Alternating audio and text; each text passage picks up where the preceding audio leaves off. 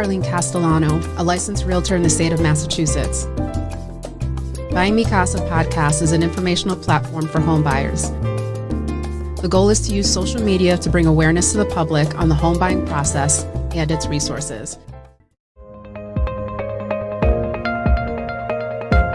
Welcome to BuyingMiCasa. I'm your host, David Faley. And with me today, a guest speaker is going to be Arlene Castellano she's a realtor from Maria Acuna Real Estate Agency here in Springfield, Massachusetts. So, Arlene, welcome to the podcast. Thank you for having me. I really enjoy being here. Well, can you give me a brief description of what got you into the real estate business? Very quickly, there is a huge, long story behind it, but basically I was unhappy in my previous profession about 5-6 years ago. I was in insurance. I hated it. Went to buy a house, and the person I purchased the house with, who is now my manager at Maria Acuna Real Estate, I saw how he was in business. He seemed so laid back. He seemed to be enjoying life, and I wanted it. So I bought my house. About 2 weeks later, quit my job and got into real estate. That's a big leap. That is. And it hurt for a while. It was definitely not the most planned idea I've ever had, but it worked out in my favor. And now, 5 years later, feels real good, right? Hurt feels good. And it feels real good now. But now I'm on the board of directors at the Realtors Association, and I run the Young Professionals Network. So I spend a lot of time helping other realtors new to the business build. And being a part of the board of directors, I get to know what's going on in the area and be a part of it all. Awesome. Yeah. That's a very, very good professional achievement. Very proud of you, Arlene. I'm very proud too. Excellent. I went through a lot these past few years, personally and professionally, and to still be able to get to where I am at has been an amazing experience. And even going through all that bunch of difficulties or obstacles, which is let's call it minor inconvenience. Yeah, we'll call it that. Even with the minor inconvenience, you're still able to provide excellent customer service. I try to. Yeah, I really care about what I do, which is what was important to me getting into this business. Is I didn't want just another job. I wanted life fulfillment, and this gives me that. How was your experience going through the process of buying a house? How was your experience with your real estate agent, and how did that impact you to want to become an agent? It was like working with a friend, which he was. I mean, it was Elias Acuna, Maria's son, and I knew him growing up. So it was working with a friend.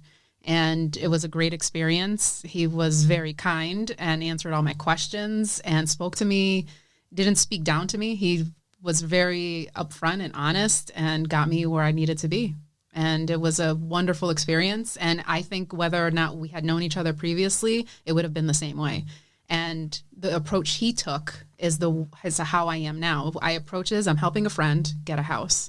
And I speak to them as if they were friends. If it's not broken? Yeah. And they become friends. My clients become friends. And that's the beautiful thing about this business. And when I was in insurance, a client was a client, and there were clear lines. You know, somebody else owned the business, and there were clear lines. You can't fraternize with the clients in any sort of way. This is a business where clients become friends, and in cases become family. And it's a great way to connect with people. Is the system he used to provide you service is not broken, then you don't need to fix it because you use the same system when you work with the client. Treat them as friends. Yep. But of course, there's going to be a clear line of distinction between, taking care of business. Oh, of course. Personal. Yeah. You make sure that they understand that I'm the professional and just listen to me. And part of what I have to do is make them understand that I'm the professional and that I'm on their side, and make sure that they listen to my advice, which is not always easy. People are resistant. They don't want, a lot of people think they know what they're doing. But it's part of my job to make them realize that. They know what they're doing until the brick come across and hit them in the head, right? And it happens. There's times when I tell them not to do something, and they either think they don't really understand what could go wrong. So they make a mistake, and it's like, I'll never say I told you so, but I'm saying, next time, that I'm doing things for you, and I want you to succeed. I would rub it in. I told you so. I would rub it in. Well, I might say it after they close on the house. Oh, hell no. I would rub it in. And we laugh after the case. You know, if they did something stupid, I'd be like, remember when you did this? And it almost blew up in your face. Yeah. I was like, thankfully, my experience got us out of that situation, which is, being in the business this long, is people mess up all the time across the board. And part of what I have to do is figure out how to make it better. So how to fix it. Exactly. So I spend a lot of time fixing things that, because of mistakes other people have made. How long ago did you purchase your home with Elias? It was 2014. So 2014. 6 years ago. Can you remember when you were introduced to the offer to purchase? Can you remember that? No, honestly. The reason I can't, and I say this in first-time home buyers classes, it is such a stressful experience that it's a blur. Everything that comes across you is a blur, which is why real estate agents, realtors are important, because we help clarify things in the moment. But honestly, I don't remember signing a document. I barely remember finding the house. And a lot of it is because it's such a stressful, and it's a good stress because you're looking for your house and it's happy stress, but it's stress no less. So when Elias gave me the offer, he just went through it like I would with a buyer now. Here's who you're offering. This is the address. This is the, we're going to go through that now. And I know he went through it because I signed off on it. But the actual remembering of that whole thing, I know it's gone. Well, that's exactly why we're here today. Yes. And this is why we have the podcast.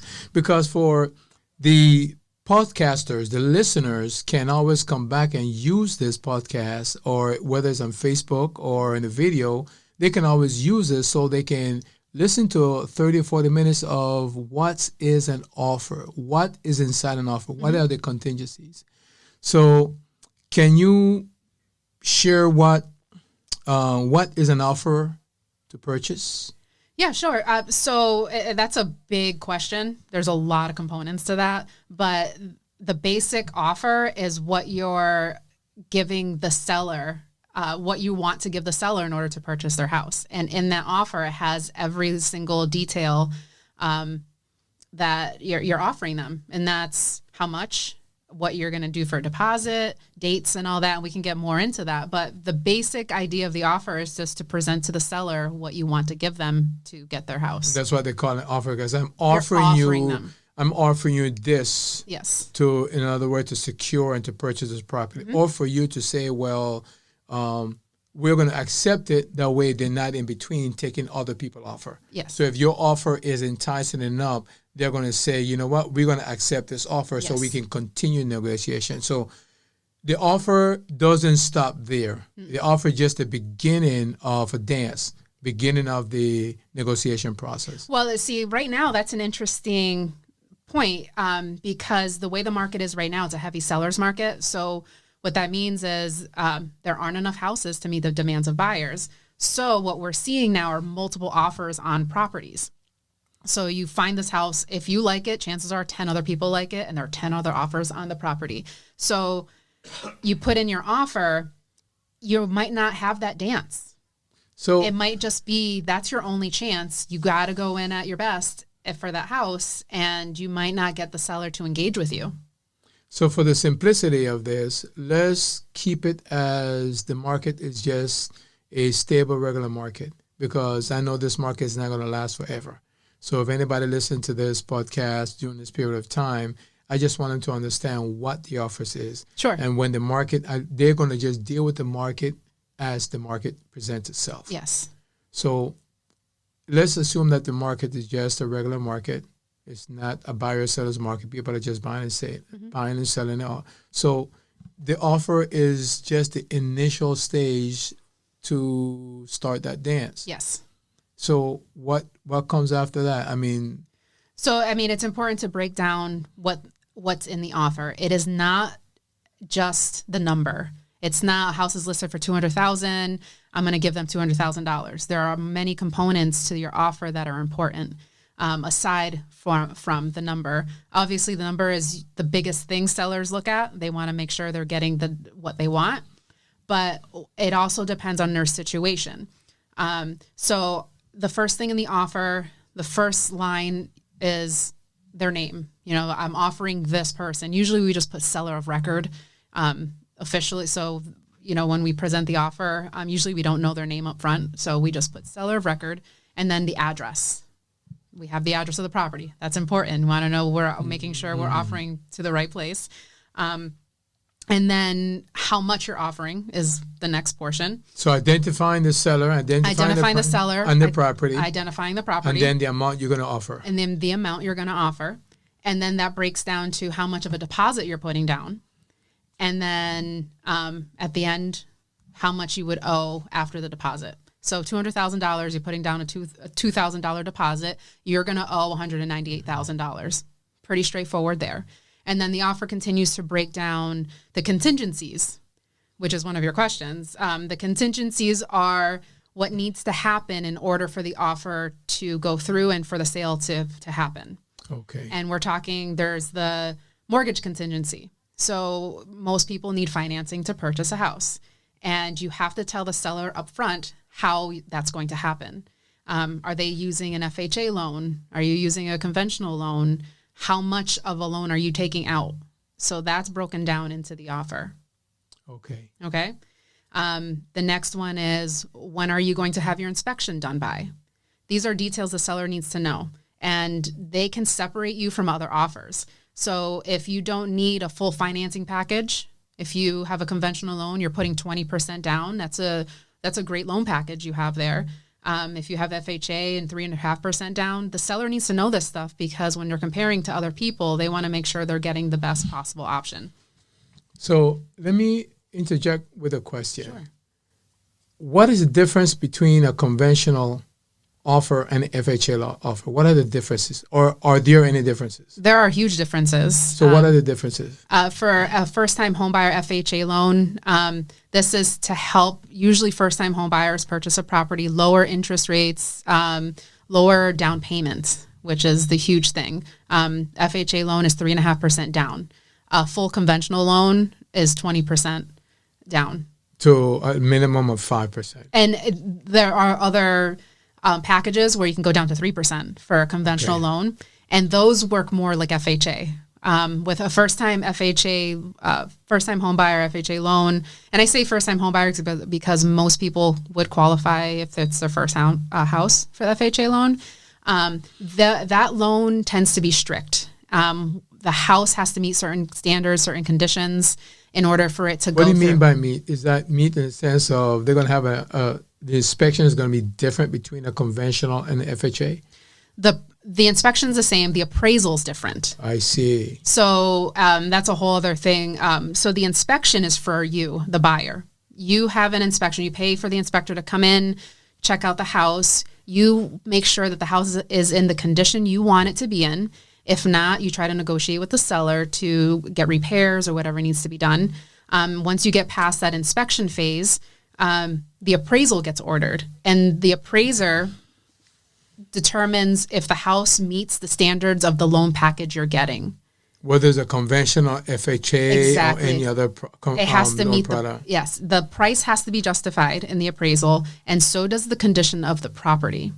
So with a conventional 20% down, like very rarely would they pick up any issues for the appraisal, because you're putting so much down. The bank doesn't really have to worry about any issues with the house. Because you're beginning with an equity. Because you're beginning with equity. With the FHA loan, you only have 3.5% down. So this house has to be move-in ready, basically. They can't have many issues.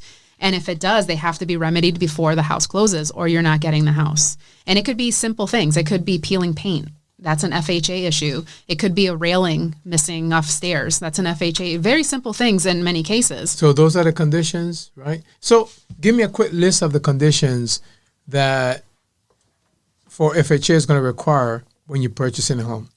There's a long list of conditions. Oh, wow. Okay. But the ones I come across most, so when I go into a house with a buyer and I know they have FHA, there are a lot of things that I'm going to look at. the condition of the house, the roof, making sure the roof looks okay. FHA requires at least 2 years life left on the roof. But what I tell first-time home buyers especially, do you want to worry about a house and a roof in 2 years? Most of them don't, because in most cases for the first 5 years, you're still trying to get used to actually having a house and making the payments and all that. You don't want the added cost of a roof. But FHA needs a few years left on the roof in order for it to pass. There can't be any peeling paint because there's potential for lead, especially if the house was built before 1978. Railings, any safety issues, you can't have walls hanging off, barely clinging. There are things like that could prevent the sale from going through. Every situation's different. And every appraiser is different, which is what's tricky for us. So when I walk into a house with a buyer, I try to point out as like I'm an appraiser, things that might be an issue, but realistically, we don't know until the appraisal happens because every appraisal is different. Every person's different. Every house is different. So what one appraiser might see, another might not. So we never know until that's the part of the sale where every agent, we're just hoping for the best because we don't know what the outcome is going to be. Yeah. I mean, my first sale was hilarious. But the sale was held up because of a doorknob. It was the doorknob to go to the attic. And the seller kept installing it incorrectly. The appraiser had to come out 3 times to check that doorknob. And the reason why is the door that it was on was a main door to get out the house. And if the doorknob doesn't work properly, it's a safety issue. So the appraiser pointed it out and needed the door to be fixed. My first sale was held up a couple weeks because of the door. So things like that can pop up. It does happen. So all of that starts from at the beginning of the dance with the offer. Yes. So when I put in an offer for a buyer, and it starts with me seeing the house with the buyer. When a buyer first walks into a house and they love it, they get stars in their eyes. They don't see the little details that I see because I've seen many beautiful houses. I don't get stars in my eyes anymore. So I see that peeling paint. I see the railings broken. I see that hole in the floor. I see things that could potentially be a hazard. So when I'm writing up the offer, even before the offer's in, I tell the buyer, I saw some things that could be a problem. And the seller likely knows these are, a problem. Either I talk to the agent and try to figure out if the seller's willing to make FHA changes, try to bring the house up to FHA standards if it's called. Every situation is different. And it does start the moment you look at the house, how you're going to negotiate an offer. So going down the list, identifying the name on the offer, you identify the name of the seller and the property address. Yes. The price. Yep. And the deposit and then the balance owed. Yep. I can get into details. So the deposit and when you're going to give them the deposit. I follow you. There's a date there for that. Deposit. There's also, there's 2 lines for a deposit. There is the initial offer deposit, which is usually, we do like $100, $150, and you submit it with the offer. And then the balance of the deposit. It gets submitted at whatever date in the future. And I usually have that date set right before the inspection or at the inspection date. So if something were to go wrong, we can, we don't have to move forward. We can easily get the deposit back. But there's a date specific to that. And then the final, how much you owe after that. So with my example before, $200,000 house, $2,000 deposit, you owe $198,000 by the closing date. So that line also has when closing is estimated to be. I follow you. And then, so it's also important to know as buyers, when we come up with these dates, I'm guessing at these dates. So when I write up an offer, there is no exact date. When I put a closing date, I'm hoping we can close in 8 weeks. So I put the 8 weeks away or whatever date, I talk to the lender. About 60 days, something. I talk to the lender to see how quickly they can close. And obviously the shorter time frame looks better for the seller because especially if they want to sell right away, the shorter the time frame, the better. So let's say in a normal situation, we'll do 8 weeks and I'll put 8 weeks away. We hope closing is, if we need extensions, depending on a situation, we can usually get them, but we're guessing 8 weeks. And then we move to the next section is the mortgage contingency. I was just going to ask you that. Yep. The next section is mortgage contingency, FHA, conventional, whatever product you're using. And then how much money you're getting off of that loan. So that contingency is going to be the type of loan, right? And the promise. Yes. Well, actually a commitment letter.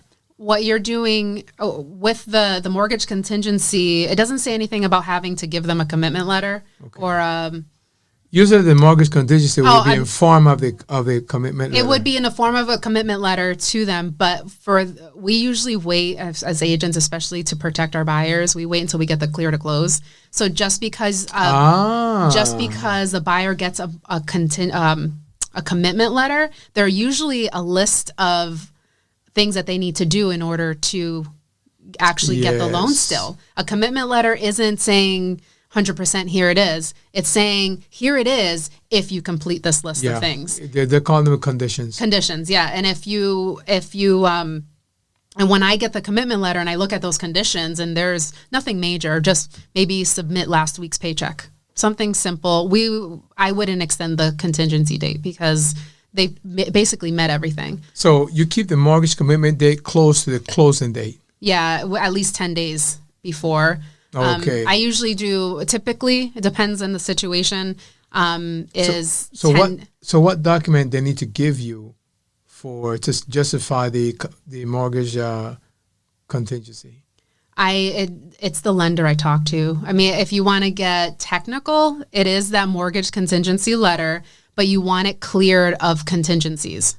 So it's not the initial letter. It's when you get the full clear contingency, you get cleared conditions, excuse me,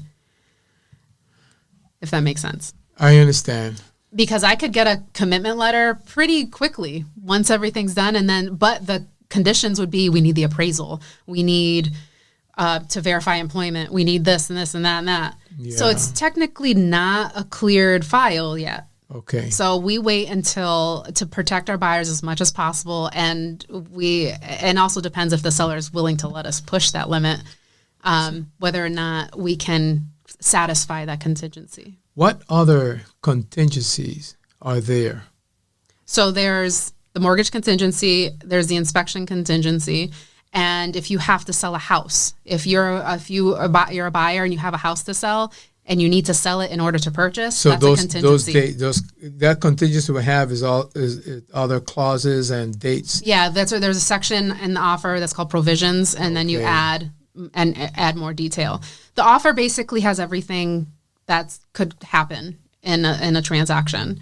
So after the mortgage contingency section, you have the inspection. When are you going to have the inspection? And what happens after you have it? You have a certain amount of time to notify the seller if you want repairs. To submit a request for repairs. Yep. And the standard offer form also states that the seller is obligated to pay up to $1,000 of termite and treatment or repairs. That's already in there.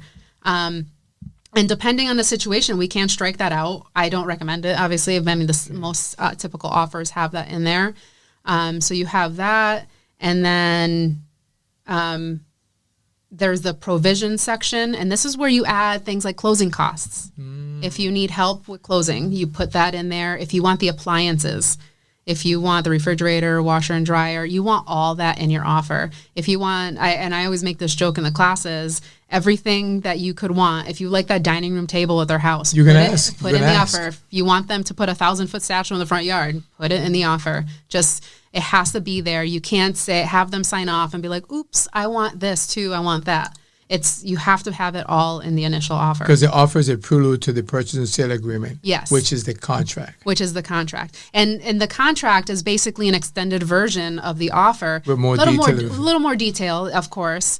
One detail would be, what condition does the house have to be delivered at closing? And it's usually just broom swept and clean. And that's just a finer detail that they get into. And then what else is in the offer? We have the closing date, mortgage dates, inspection, the provisions. So what's also tricky there's two different offer forms out there right now. Okay. And this is Most agents I'm finding use the older offer form that has a little less detail in it.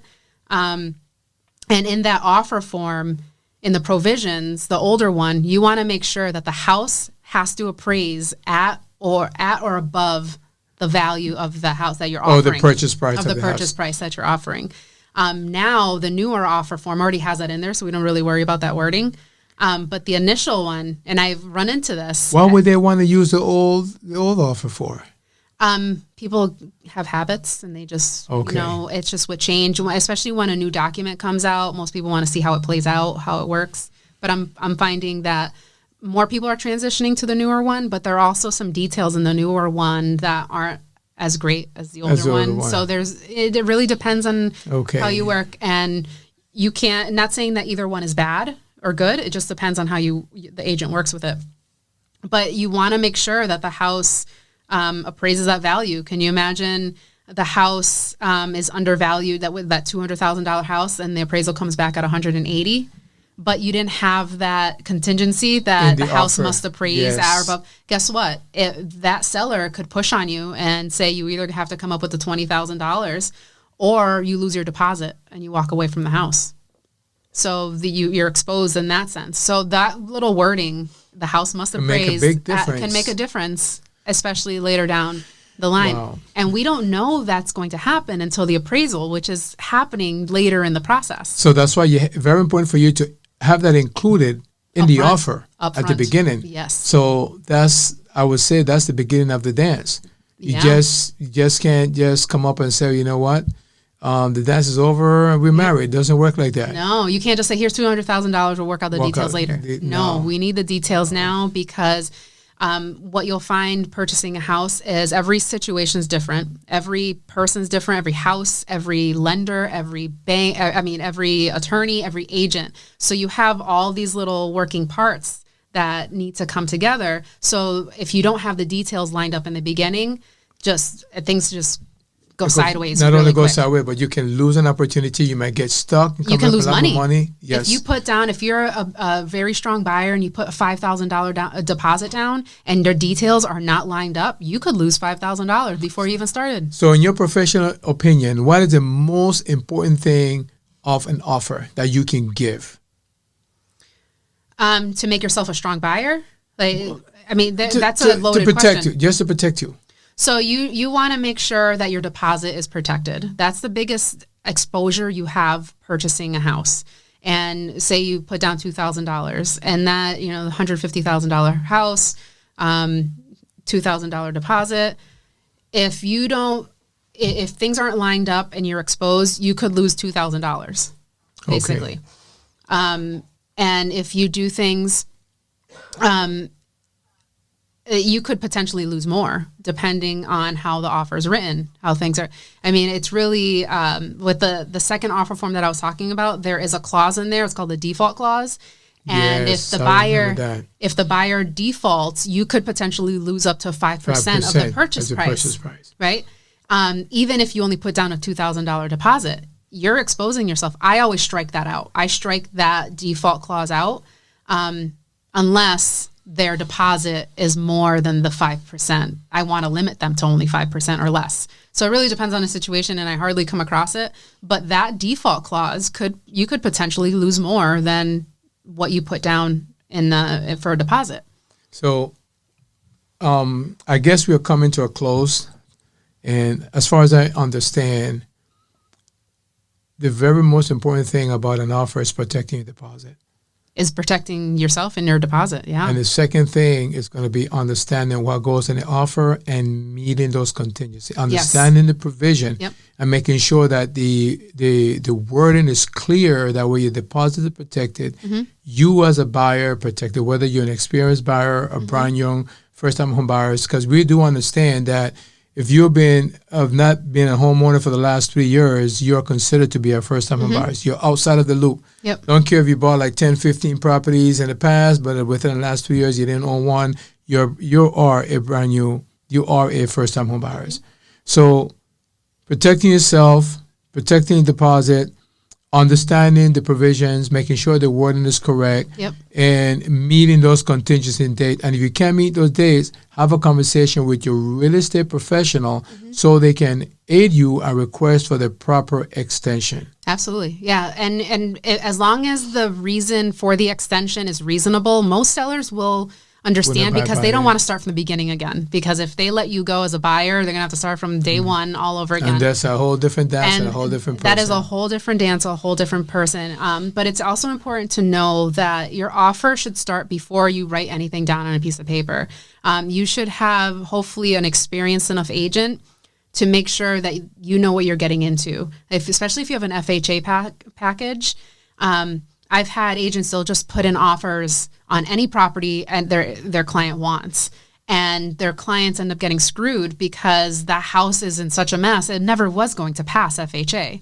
So it's important to know what you're looking at, the condition of the house you're offering. This all needs to happen before you put in that offer, because you could, let's say you have every intention on purchasing this house. You pay for your inspection.